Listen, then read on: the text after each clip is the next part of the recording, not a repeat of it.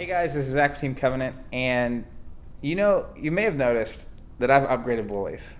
So I went from Steven .0 to John .0. Wow. John, welcome to the Imperial Assault preview. Hey, thanks, man. Thanks for the welcome. I'm very, very excited to be here. We got to play this, Friday? Imperial Assault on Friday, and I've been thinking about it and raving about it ever since. So you're normally our cameraman. Yes. Right now you're not our cameraman, obviously, because you're on the camera. Not on the camera. You want to let people know why we chose to upgrade woolies for this video? Yeah, I think it's because I wrecked you twice at Imperial Assault. We didn't have to talk about that. So we started a campaign last week. Speaking of which, you may have noticed that we have actual cards here. Hey, the real thing. Which means we got an early copy of Imperial Assault. Hey, the real thing. From Fantasy Flight Games. Huge box, phenomenal amount of content. Thanks to FFG for sending that to us. Mm-hmm. But what that let us do, since we're doing all these previews and doing all this stuff, is actually play the game last week. Yep. And John here, he represented the good guys, also known as the Imperials. The Imperials. And he smoked us. Yeah, it was a reckoning. The rebels did not know what was up. We made some mistakes. And if you want to see those mistakes, we actually live streamed it last week. But then we actually ported the live stream to our YouTube channel. That's correct. So you can find that on our website or on our YouTube channel. Watch. It's like 3 hours. It's the first 2 campaigns. Spoiler alert, rebels lose both missions. Pretty hard, but it's hilarious. But I mean, certainly the last mission and a little bit of the first mission, it was down to the wire. Absolutely. It was the last close. round. It was very exciting, and that is what I thought was very cool. Is that every time you guys thought you had it under control, we did not. The campaign guy said, "Oh yeah, well." Make sure they get hurt more. Yep. So we're planning on continuing to stream those sessions this Friday. It may or may not work out, but the intent is to stream this Friday night. We'll be posting it to YouTube. And if you want to follow along with us before the game comes out and even after, feel free to tune in. So, all of that said, we have some cards to spoil. We do. Sent from FFG. Yeah. Some agenda cards for the Imperial player. Yeah, we haven't seen these kind of cards yet. Not in our campaign. No. But what in the heck is an agenda card, and why does it matter? Unlike the item cards that we talked about last week, and unlike the character decks, these are sort of more overarching, like really meta kind of things. Okay, so like bigger things happen in the universe. Bigger things happening related in the universe. To that campaign. Yeah, and what the Imperial player does, the Imperial player spends influence on it, and the better that the Imperial player does, the more influence that Imperial player has. So you got a lot of influence. So I have a lot of influence to spend. And there are, I believe, 7 of the, I wouldn't call them factions. They're agenda decks. Yeah, there are 7 different agenda decks. And they each sort of specialize in something, and you pick 6 of those. You may each have like 3 or 4 cards, right? Yep, and you make them into a deck, and at the end of your turn, you shuffle them around. At the end of the campaign, you take your influence, you draw 4, I believe. Okay. And I believe correct. You get to spend your points or save your points depending on what you want to do. And they allow you to have various things, like sometimes it's upgrades, sometimes it's side missions, sometimes it's forced side missions, sometimes it is a one shot, like, oh, bet you didn't see that coming kind of a thing. Okay. So they're all in there, and there's some really, really exciting ones, and I have some really exciting ones in our campaign in your hand that I haven't used yet. Yeah. Well, I'm terrified of that. So we'll go ahead and go to the first card. All right. Which is Impounded. It's Agents of the Empire is the name of the deck, and it's Impounded Corellia Imperial Waste. I don't know if those traits will ever matter, but hey, we also have some flavor here, which I'm just going to read because that's probably the coolest part of Star Wars. Yeah. And it's the coolest part of Imperial Assault because it's this whole campaign and all this story going on. There's so much more than just it really brings it stuff happening. So Impounded. The vessel has proper authorization, but its crew are known rebel sympathizers. Interrogating them and stripping their ship's data files could provide important intelligence. These are dangerous criminals, not to be underestimated. With a few measures of subtlety, perhaps the information could be gained without direct conflict. So automatically, that's awesome. It's awesome from the beginning. That's because awesome. It's also reading from the point of view which I take, which is the Imperial players are the good guys, Yep. right? It's the government. Well, anarchy's for jokers. And the thing is, this is not spoiling anything, but this Imperial Assault takes place after the Death Star is exploded. If that's a spoiler for you. Pardon my French, but you need to get out of the closet and go freaking watch Star Wars. So anyways. So they're on their heels. They're the underdogs. The rebels are the overdogs. The Imperial are the underdogs. And we like to root for the underdogs. I mean, I wouldn't call the Galactic Empire the underdogs because they lost their Death Star. That's a pretty big deal. I don't know. I mean, I don't know if I'd say underdogs. Rebels are still underdogs. Don't listen to this guy. Anyways, some cool flavor there that you get to read. But what it does when you spend, it's 4 influence. So when you play this, you play the impounded mission on page 22 of the core game as a forced mission. The forced mission. Rebels have to do it. Yeah, it's like, hey, you thought you were going to do something else, and whoop, forced mission. And then you play the mission, and the way the missions work is whoever wins the mission, the Rebels if they achieve their objective, or the Imperial player if he beats the crap out of the Rebels, which tends to happen, they get rewards or penalties based on those kind of things. Yep, so it's another chance. I would assume that this would be an okay mission for the Imperial player. Yeah, you would think so. So, cool. And the cool thing about forced missions is there is a campaign sort of mission architecture where you start off with a story mission and then go to a side mission, story mission, and it kind of alternates, kind of doesn't, and threat level goes up, etc. But forced missions are actually their own section of the campaign log. Yeah. So they don't count for or against your total what you've done in the campaign. So they are totally their own. It's like, hey, you have to do this. Poke. Yeah. Yeah, and so it's important to note too. I mean, we talked to one of the developers for Imperial Assault at Worlds. Again, stressing the way that the story works, which is you start off on this core mission, win or lose, you go to a different part of the tree. Yep. Either your Rebels or Imperials. Yep. Win or lose, different part of the tree. And inside of those, you have side missions that take place that may take you to other places. Exactly. And it's just this huge tree. You'll see 10 to 13 missions per campaign. And there's like 30 or 40 missions right at the gate. It's nuts. And also on top of that, there's a whole side mission deck. So you can play the exact same story missions, but play entirely different side missions and get entirely different rewards. Yeah, and I mean, at the same time, right, you also have the Imperial player who could choose different agendas, which takes you different parts of the missions, different rewards. He can choose different, his class deck, which we talked about last time. So, extremely cool. varied experience. I like forcing my opponents into missions. Yeah, and that's a great way to do it. You want to hit us with the next card? Yeah, I would. This is Imperial Informants. Don't literally hit me with it. Wow. The Emperor's Web of Spies and Double Agents allows for a more rapid response to emergency situations. Seems okay. So you keep this card secret. It's one of the secret cards. You play it at the end of a round during any mission. You increase your threat level by the threat level. So every mission in a campaign has a threat level. It starts off low at 2 and goes up to 3, etc.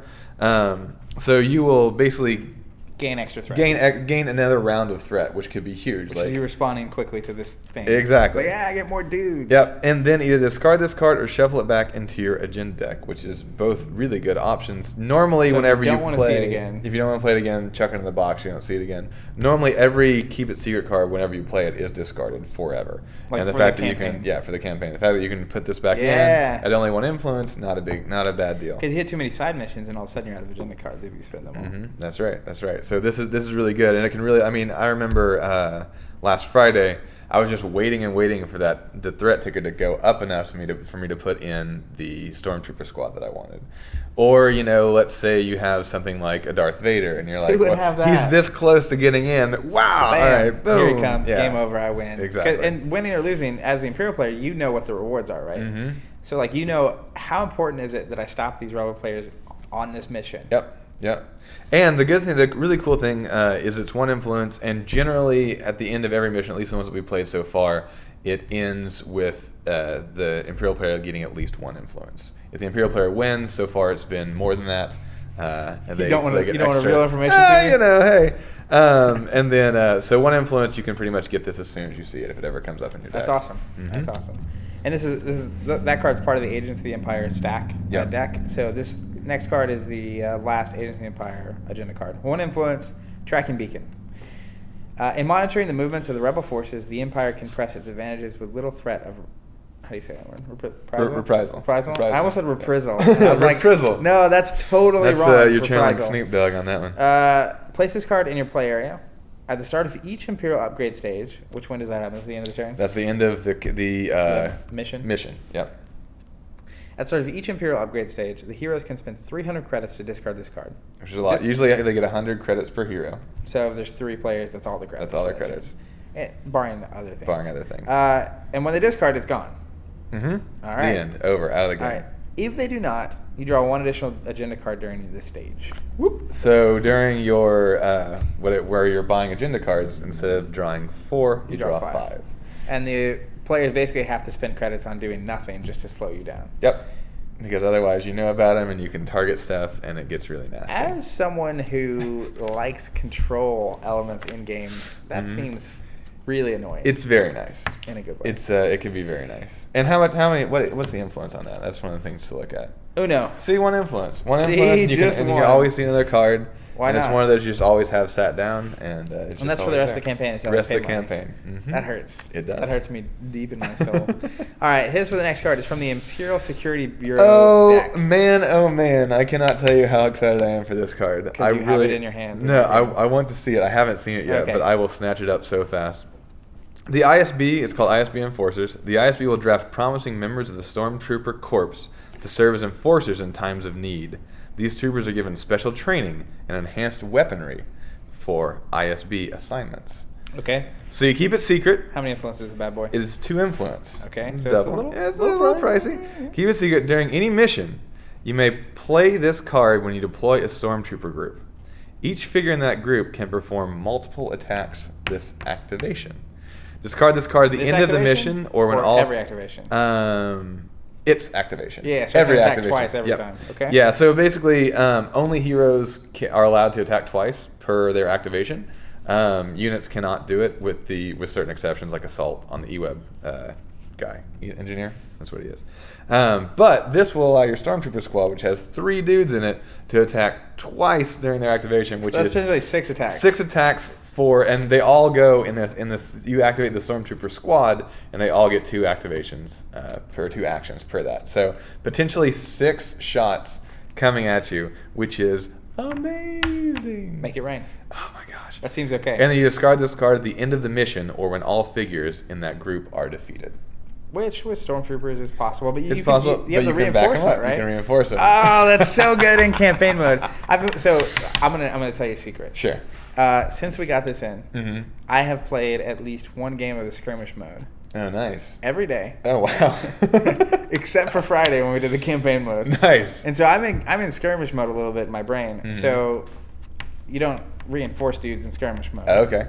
But then I just realized that and that means the Stormtroopers will... I was like, well, you just kill the Stormtroopers, right? Yeah, no. It's like, well, you have to kill all of them in a single turn, or you're probably going to pop only more 2 threat to bring in another Stormtrooper, so you're likely to get 1 in per round. Yeah. You got to really focus on them. And they're bringing the pain hard. I love those Stormtroopers. They're good. I love them. They're trooping around. All right, next up, we have a 2 influence card called Internal Affairs. The ISB has sent special agents to help secure and maintain Imperial garrisons across the galaxy. Okay. Man, the flavor here I know, right? It's so good. Place this card in your play area. After setup of each mission, add 1 regular Imperial Officer deployment card to your hand. So what does that mean in your hand? So basically, at the beginning of a campaign, you have a little box that tells campaign you... or a mission? Mission, I'm sorry. Okay, each mission. Each mission, you have a little box that tells you, these are the things that you start out with. So you put those cards down, they go in your hand. These are the things that you reinforce. You put those cards, they go in your hand. And sometimes it'll say open, which means that you can put 3 other cards in your hand that you want to. Or now, in your hand, does that mean they're in play? No, that means that whenever comes time to spend threat, you have these options to play. And this basically just gives you another one of these little guys, the Imperial Officers, which are all right. Dude, they're awesome. They have the command, which is great, and they have the dodge, which is really, really good. All I have to say is that in skirmish mode, they're phenomenal. Yeah, because they can move. Yeah, they can move your other dudes, right? I don't think I was using them to their full effect. Well, they move a figure, right? So it's not a group; it's a single model. Yeah, but they can take their entire move. Yeah, which is cool. But you go up next to a Stormtrooper, and then you move them, and then it's a Stormtrooper that gets 2 shots. Or it's Darth Vader, or it's your E-Web, who can move outside of your activation and get 2 shots. It's just a big deal for E-Web. So I love that. They're also just annoying little guys you have to kill. Yeah, because they'll shoot you. Well, not only that, but they roll white dice to dodge, and they can re-roll it if they're adjacent to a friendly figure. Yeah, so the white dice, so everyone's aware, one of the faces is cancel all damage. Just watch the stream if you don't think that dice is awesome. There's a guy that rolled 3 cancel all damages. Now, the black dice have more blocks. Yes. The black defensive dice have more blocks on average, and the white one has blank sides, which is a bummer. But it also has the 1 in 6. I just canceled all of Darth Vader's damage. Sweet. So you have, basically, I don't know if this is the correct math, but you have a third. If you're rolling the white dice twice, you have a 1/3 chance to dodge all damage, right? 2 times out of 6. Yeah, it's one out of. Is that right? You have a 1/6 chance twice. You have a 1 in 6 chance. So that's twice. 1 in 6 plus 1 in 6 which is 2 in 6. Okay. Yeah, there you go. I think that's right. I think that's right. I'm no mathematician. I do math. I make the videos. I make the pretty pictures. Really, I do spreadsheets. So if I had time to go over there and type it up. So anyways. Let Excel figure so it out. hit us with the last agenda this card. Is the last from one. The this is for ISB agenda deck. Imperial Security Bureau. ISB. The most. That's for. I was wondering what that was for. The most skilled Imperial operatives are as dangerous in combat as they are brilliant in command. It's like the Stormtrooper. Yeah, it really is like the Stormtroopers. Well, here we go. You keep this card secret during any mission. You may play this card when you deploy an Imperial officer. Hey. So you got that guy in your hand from the last one, and you're able to play it here. 2 points. You get +1 speed, +3 health. Goodness gracious, man. He's never going down. I recant. I love the Imperial officer. And at the start of each of its activations, it becomes focused.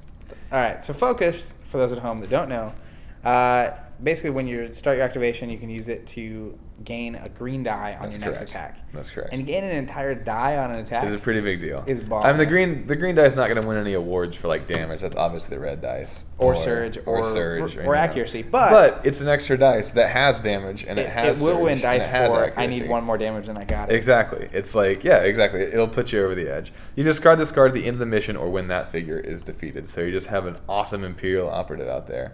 And just taking names, especially with 3 healths. This is just 1 influence. Just one influence. So really, I mean, and you see again with all these 1 influence cards, how important it is how important it would be to draw that extra card.